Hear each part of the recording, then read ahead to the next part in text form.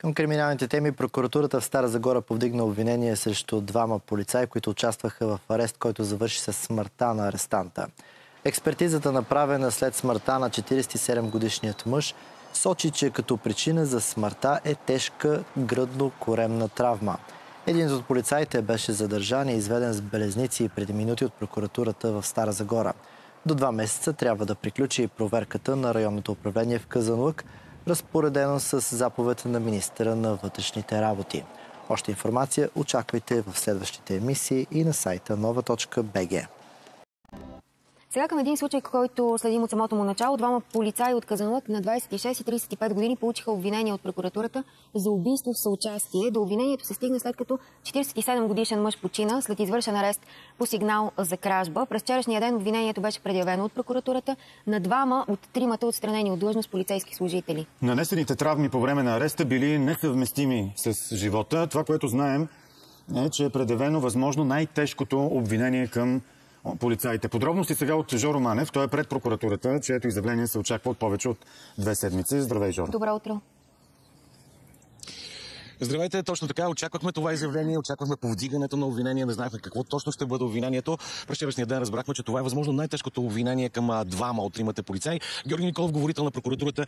Здравейте, събрани ли са достатъчно доказателства и защо най-тежкото обвинение буквално е повдигнато към тези двама полицаи? Добро утро първо на вас и на вашите зрители. Към момента са извършили множество действия по разследването. Интензивно се работеше няколко дни в тази връзка. Обвинени са двама полицейски служители за престъпление по член 116 от Наказателния кодекс, а именно за умишлено убийство, извършено от полицейски служители с особена жестокост. Квалификацията е такава поради изготвената по делото съдебно-медицинска експертиза, съгласно която починалият смъртта е настъпила от съчетана тежка гръдна и коремна травма. Налице са множество наранявания на същия, изключително разкъсване на вътрешни органи, щупени ребра и така нататък, което е мотивирало и наблюдаващия прокурор да повдигне най-тежкото възможно обвинение в случая. За също се предвижда наказание лишаване от свобода от 15 до 20 години до животен затвор или до животен затвор без замяна.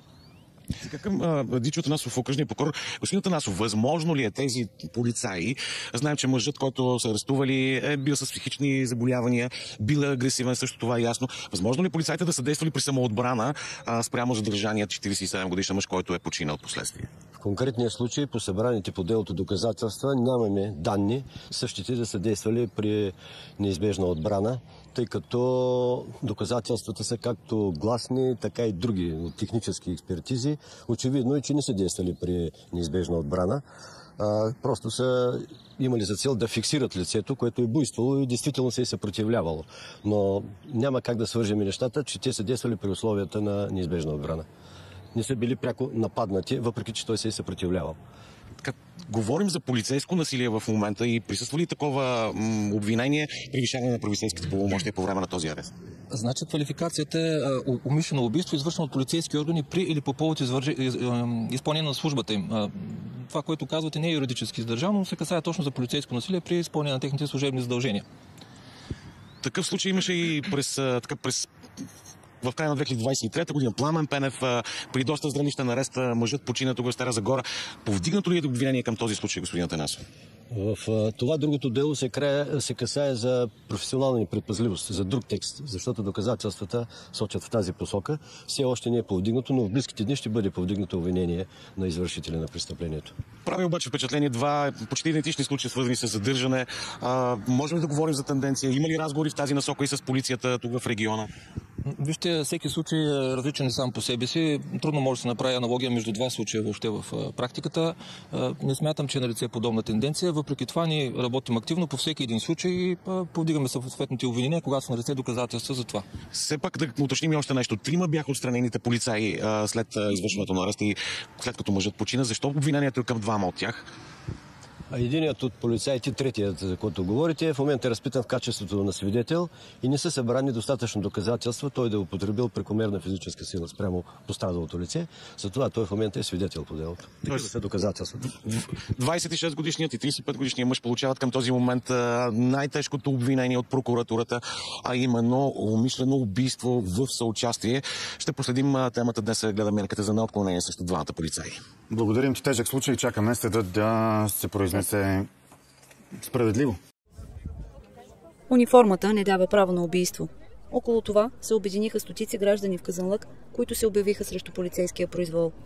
Поводът е смъртта на 47-годишния Даниел Кискинов, починал при арест на 26 февруари, а казанлъчани поискаха справедлив процес и наказания за всички отговорни. За смъртта на мъжа спрямо двама полицаи от местното районно управление са повдигнати обвинения в умишлено убийство, а според прокуратурата то е извършено с особена жестокост. В общи линии нашите искания са да се направи пълна ревизия на работата на МВР, като се почне от най-горните етажи, защото според нас проблемите идват оттам и своеволията на по-ниско ниво в иерархията в МВР е възможна заради ненаказаността на всякакъв вид деяния и прекрачване на граници от страна на по-нисши стоящи.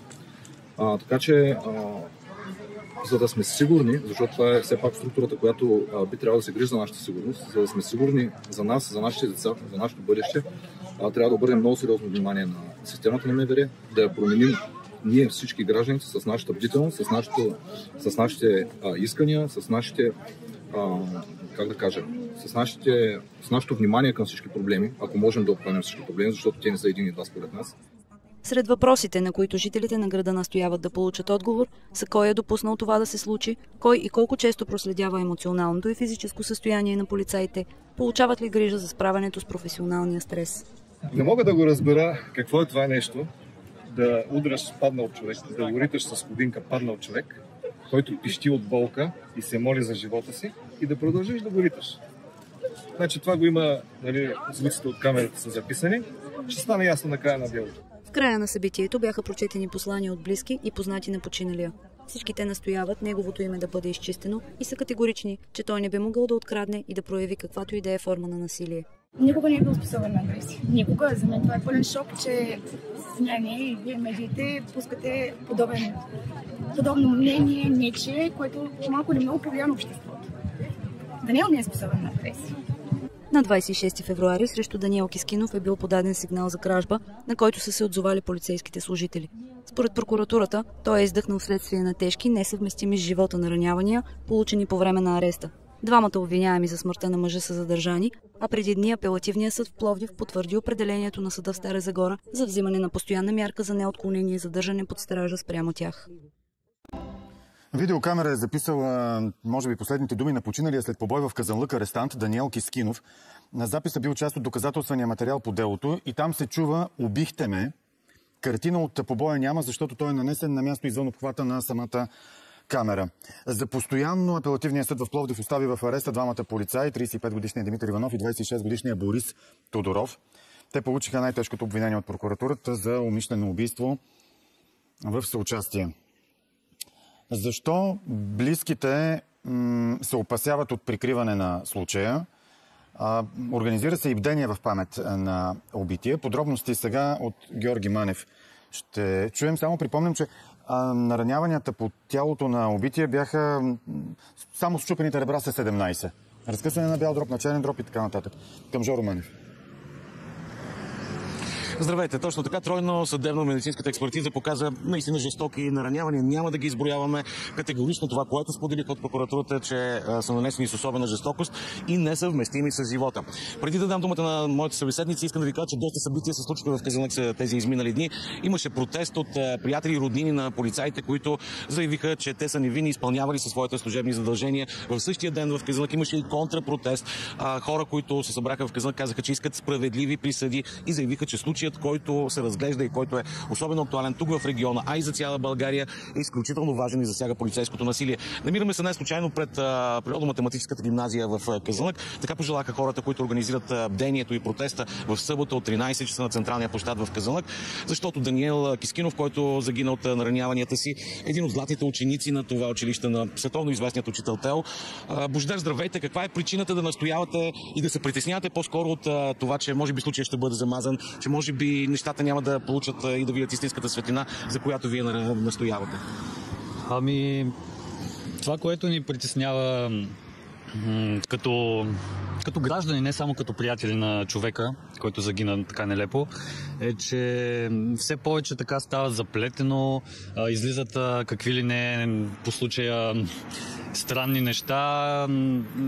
Притесняване дали виновниците за смъртта му ще си получат адекватно адекватни последствия, и защото случай е доста показателен за състоянието на обществото като цяло. И когато нещо се случи такова, се опитваме да сме солидарни, да сме съпричастни, да не сме безразлични и да изискваме истината да излезе колкото е възможно по-наяве. Призивът за съботния ден, 13 часа на площад Севтополис в Казанлък, е да дойдат всички тези, които се чувстват съпричастни и ги боли за това, че се случват подобни инциденти, свързани с полицейско насилие. Не само приятели, не само роднини. Ами да, ние покрай този случай чухме и за доста други, че всъщност се оказа, че се случва да има полицейско насилие и не се ще наистина това нещо да не се случва. Не само хората да си понесят последствията, ако виновните, ами като цяло да има някаква превенция, просто се търсят начини да не се стига до там да бъдат хора пребити и убивани от хората, които трябва да пазят реда. Какво ви събира вас всичките тук? Какво настоявате? За какво искате хората да се съберат в събота? Прави се помен към Божидар, но в крайна сметка и призив Божидар.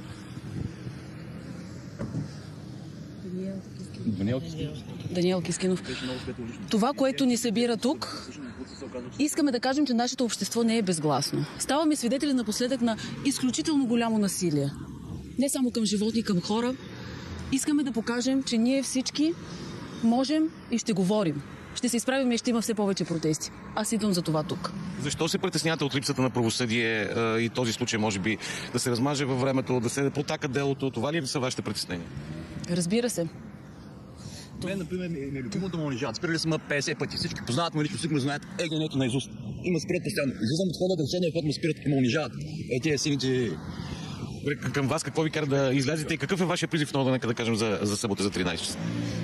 Призива ни е да дойдем и да покажем за това, че тези модели, които в момента са в системата на полицията специално, но както във всички системи в България, моделите за нас вече не работят и наистина трябва да се предприеме нещо, което да промени изконно тази система, като например да има психотестове за хората, които работят там по-често, най-вероятно. Не знам, експертите знаят по-добре от нас. Ние си представяме, че трябва да бъдат правени такива тестове, за да се вижда как върви агресията в полицаите, защото това е професия, която неминуемо изисква някаква употреба на сила, но тази сила как се контролира, докъде те са експертите, трябва да знаят докъде може да приложат тази сила и откъде нататък силата вече идва в границите на допустимото и се надяваме наистина, че ще се промени част в системата. И така, протестът, който е насочен и бдението в памет на Даниел Кискинов е в събота в 13 часа.